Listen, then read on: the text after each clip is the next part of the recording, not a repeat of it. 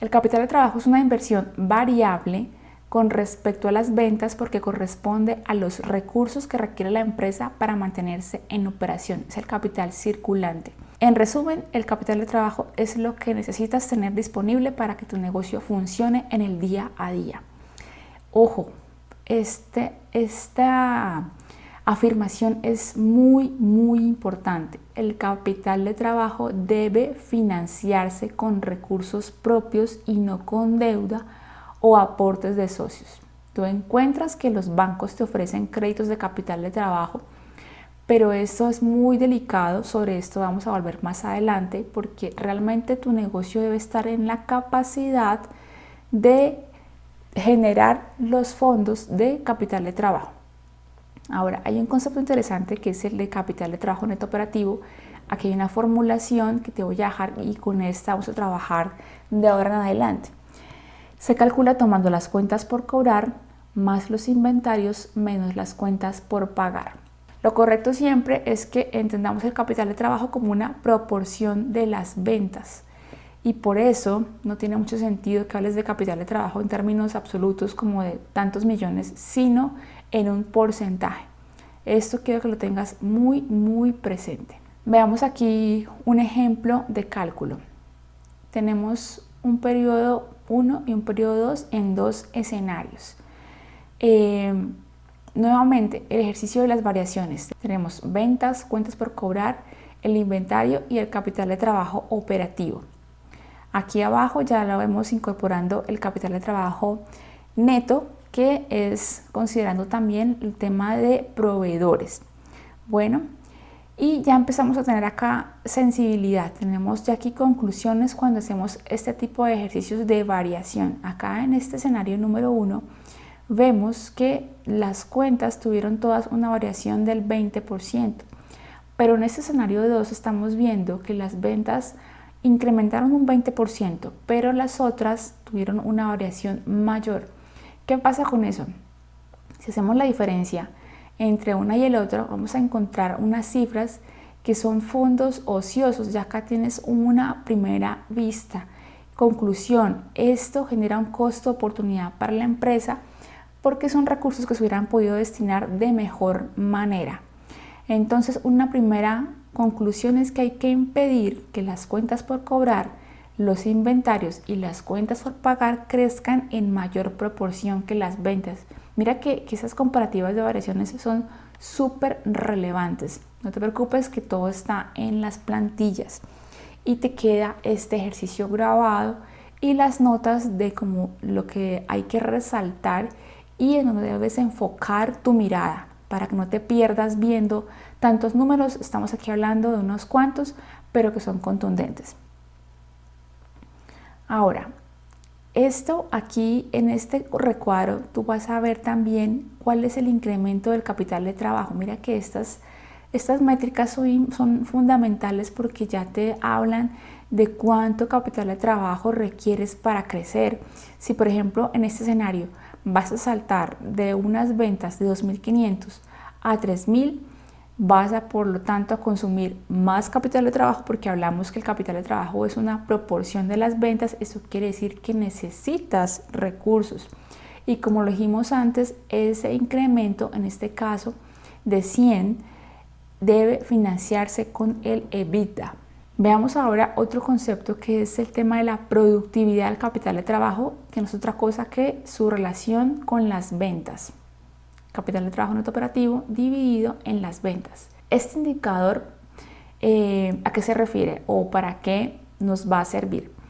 Este refleja los centavos que por cada unidad monetaria de ventas deben mantenerse en capital de trabajo neto operativo. Mira que muchas veces nos perdemos la posibilidad de hacer estos cálculos y uno está buscando dinero, primero en el lugar equivocado y segundo no se sabe cuánto.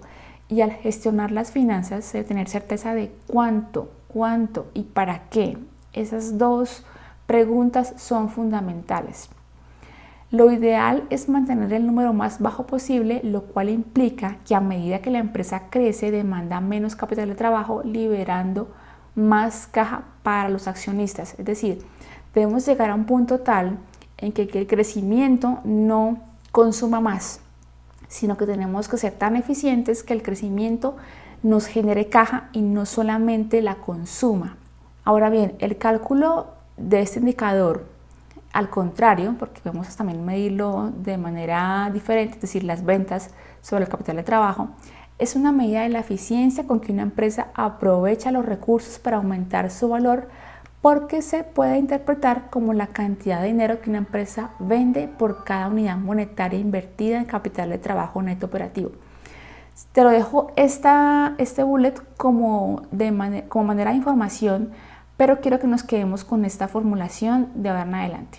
Mejorarlo no se trata solamente de enfocarse en las ventas, sino en la reducción de los días de cuentas por cobrar y de inventario. Tú me vas a ver o me vas a escuchar insistiendo mucho en que para mejorar las métricas y el desempeño financiero no hay que buscar el tema de aumento de ventas y reducción de costos a como dé lugar. Y quiero resaltar ese a como dé lugar, porque solemos caer en muchísimos errores cuando no tenemos el dimensionamiento estratégico de lo que implica un aumento en la venta o una reducción de los costos, y por eso ojo con esas decisiones que estamos tomando y mejor basémonos en conclusiones a partir de las cifras y sus relaciones entre unas y otras. Este indicador de productividad es un indicador especialmente importante para compararse con la competencia y para medir la efectividad en la implementación de proyectos asociados a la mejora de procesos. Entonces tú sabes que hay proyectos justamente de eficiencias. Ese es un indicador para saber si realmente vamos por buen camino, porque uno muchas veces emprende iniciativas súper ambiciosas en las que consume mucho tiempo de su equipo de trabajo y no supo al final del día en qué benefició de cara a los números del negocio la mejora de un proceso en particular. Entonces este indicador por eso es tan relevante. Veamos cómo se analiza el capital de trabajo. Son básicamente 3 pasos. Acá vas a ver mucho texto denso, pero es que quiero que te quede como un manual.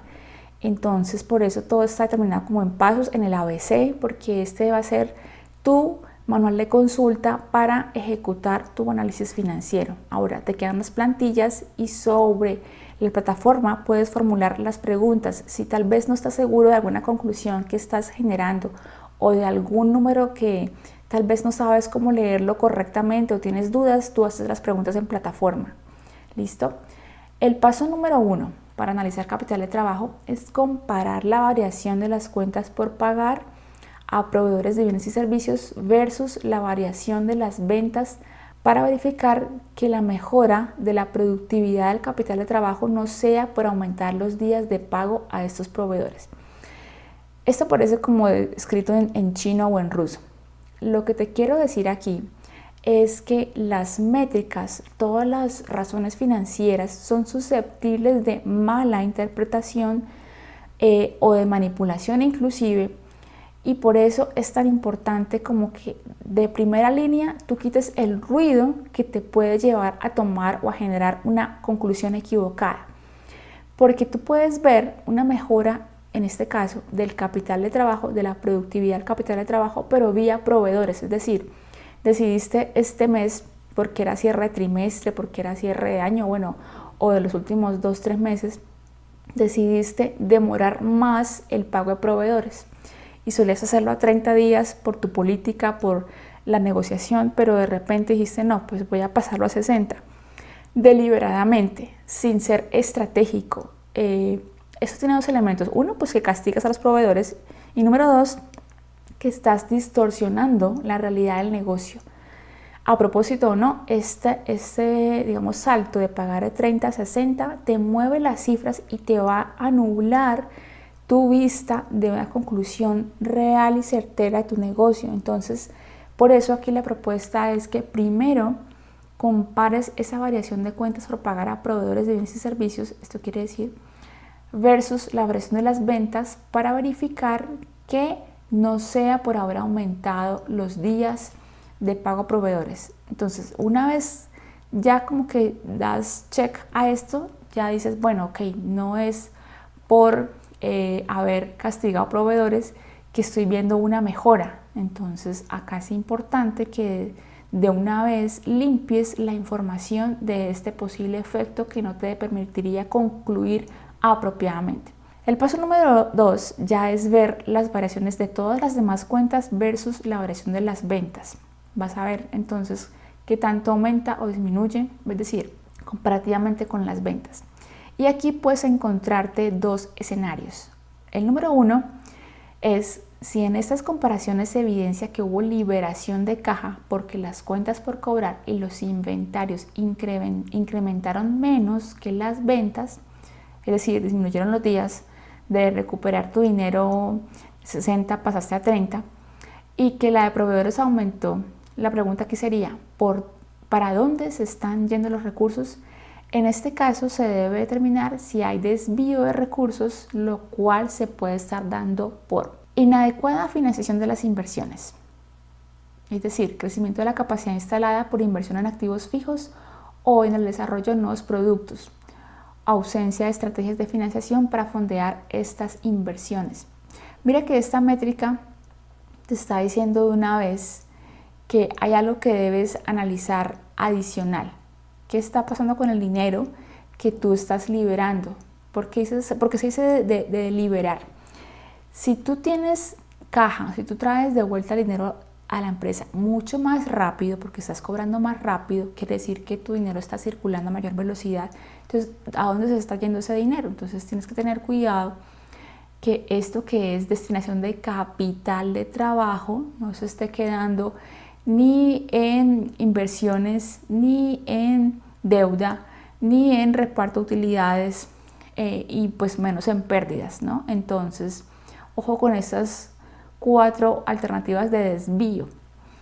Entonces, otra posibilidad es que estés pagando deuda porque realmente te endeudaste a tasa superior a lo que puede pagar la empresa. Otra opción de desvío de fondos es porque estás entregando utilidades a los dueños o tú mismo te estás cogiendo utilidades no acordes con el modelo de negocio y con lo que necesita tu empresa según el ciclo de vida, o porque estás generando pérdidas. Esto es porque tienes un EBITDA negativo o un EBITDA inferior a los gastos financieros. No quiero que te me angusties tal vez con la terminología, tal vez pueda suceder que te parezca algo complejo esto que estamos viendo, pero cuando vayamos sobre los números te va a quedar mucho más claro.